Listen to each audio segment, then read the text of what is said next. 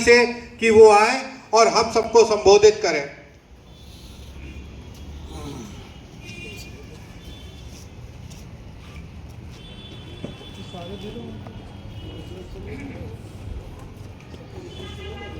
धन्यवाद। संचालन कर रहे महानगर कांग्रेस कमेटी के उपाध्यक्ष और संगठन प्रभारी रितेश यादव जी, आज बाबू जगजीवन राम जी की श्रद्धांजलि सभा में यहाँ पर मंच पर बैठे हमारे पूर्व नगर अध्यक्ष भाई नौशाद आलम मंसूरी जी,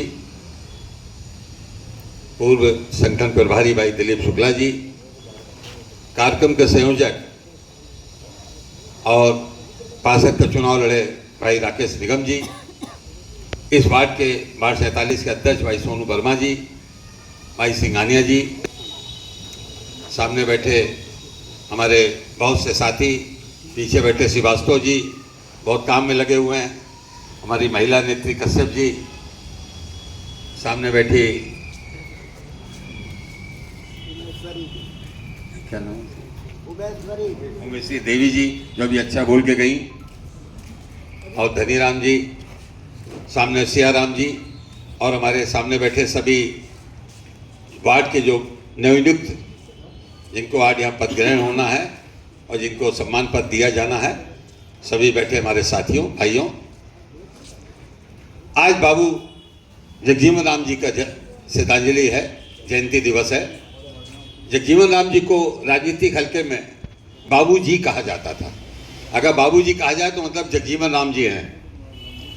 एक ऐसा व्यक्ति जो लगातार 50 वर्ष एक ही लोकसभा क्षेत्र से सासाराम से लगातार सांसद रहा, ऐसा हमारे भारत के लोकतंत्र के इतिहास में कोई व्यक्ति हुआ ही नहीं। लगातार 50 वर्ष से वहां से सांसद रहे, और सबसे विशेष बात 36 वर्ष लगातार कैबिनेट मंत्री रहे, 30 वर्ष तो कांग्रेस की गवर्नमेंट में रहे, और उसके बाद 6 वर्ष बीच में जनता दल की सरकार आई तो उसमें डिप्टी प्राइम मिनिस्टर हुए। इस तरह लगातार 36 वर्षों तक कैबिनेट मंत्री होने का भी रिकॉर्ड इनके ही नाम है। बहुत सी उपलब्धियां हैं हमारे बाबू जगजीवन राम जी की। दलित वंचित वर्ग के लिए बहुत कुछ किया इन्होंने। बाबा साहब अम्बेडकर ने आरक्षण के लिए मार्ग बनाया, उसके नीतियां बनाई, रास्ते बनाए, मगर उनका निधन 56 में हो गया तो लागू नहीं हो पाया। उसको लागू करने का, उसको एक्टिवेट करने का, उसके लिए नियम कायदे बनाकर उसको लागू कराने का काम अगर किसी ने किया तो बाबू जगजीवन राम जी ने किया। आज जो देश में आरक्षण लागू है, इसका पूरा श्रेय, इसको लागू होने का श्रेय पूरा बाबू जगजीवन राम जी को जाता है। बहुत कुछ किया, बहुत से मंत्रालय देखे, रक्षा मंत्री थे तो भारत और पाकिस्तान का युद्ध हुआ, बांग्लादेश का बंटवारा हुआ, 2 राष्ट्र में विभाजित हुआ पाकिस्तान, उस समय रक्षा मंत्री थे। हरित क्रांति की तो देश को खाद्यान्न में ऊंचाइयों पर ले गए। आज विश्व के सबसे अच्छे खाद्यान्न उत्पादन देशों में भारत है। भारत से ज्यादा उत्पादन वाला गेहूं, चावल और चीनी में विश्व में कोई दूसरा देश नहीं है। इसी तरह जिस मंत्रालय को भी उन्होंने देखा, बहुत गंभीरता से उसमें उसकी उन्नति हुई, उसको आगे ले जाने का काम किया। और सबसे विशेष जो अंतिम बात है, सामाजिक न्याय की लड़ाई का काम उन्होंने बाबा साहब अम्बेडकर के बाद बखूबी निभाया। हर उस वर्ग के लिए जो वंचित और शोषित और अपना जिसका न्याय मिलना चाहिए, जिसको समाज में अधिकार मिलना चाहिए, उसके लिए लास्ट तक लड़ते रहे, उनको अधिकार दिलाने की लड़ाई लड़ते रहे। और कांग्रेस पार्टी सदैव ऐसे लोगों साथ है, और कांग्रेस पार्टी सामाजिक न्याय के लिए सदैव लड़ाई लड़ती रही है।